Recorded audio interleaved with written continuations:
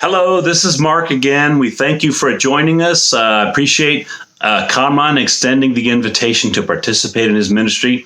So thank you, Kamran, for that. And let's get right to it. Today's lesson comes from the Gospel of John, chapter 4. And if we are familiar with this, we know the story that Jesus had an encounter with a woman from Samaria. So Jesus is sitting at a well while his disciples are out looking for food.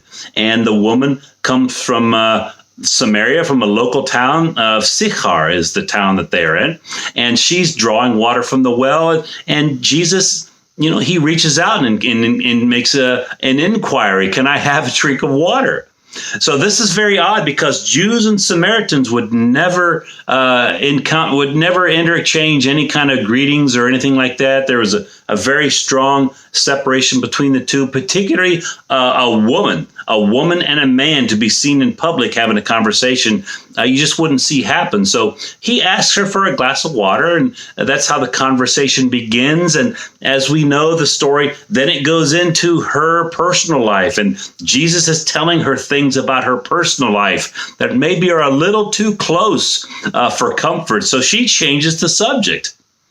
And she says, oh, yeah, by the way, you Jews, you worship God in Jerusalem, whereas we Samaritans, we worship on this mountain. And she motions to the mountain Gerizim, where the Samaritans worship to this day. You can go to Mount Gerizim and see Samaritans worshiping. So Jesus talks to her about the fact that salvation comes from the Jews and words to that effect.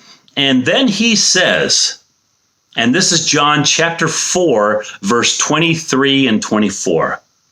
Jesus says, but the hour is coming and is now here when the true worshipers will worship the Father in spirit and truth.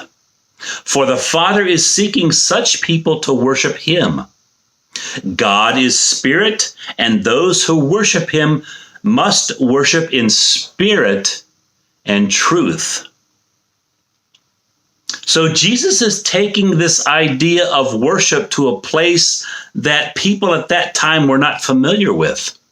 You see, worship at this time meant you went to a place and you said some prescribed words and you did some prescribed ceremonies, and that is what was considered worship. So Jesus is trying to take us beyond what was the standard practice of the time. He said, if we're to worship God, we must worship in spirit and truth because God is spirit.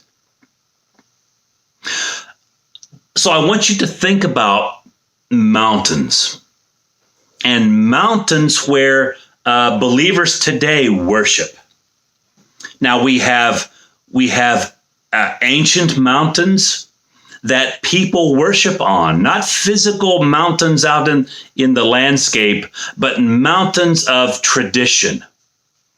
Okay, some of the older faiths, the Orthodox faiths of the Middle East and Greece and the Eastern world and the Roman Catholic faith in Western Europe. Then, of course, all of the different denominations have piled around them different traditions, different things you're supposed to say, different things you're supposed to do, a particular way to bow or a particular way to cross yourself. All of these things that we do, that we in this modern age consider worship.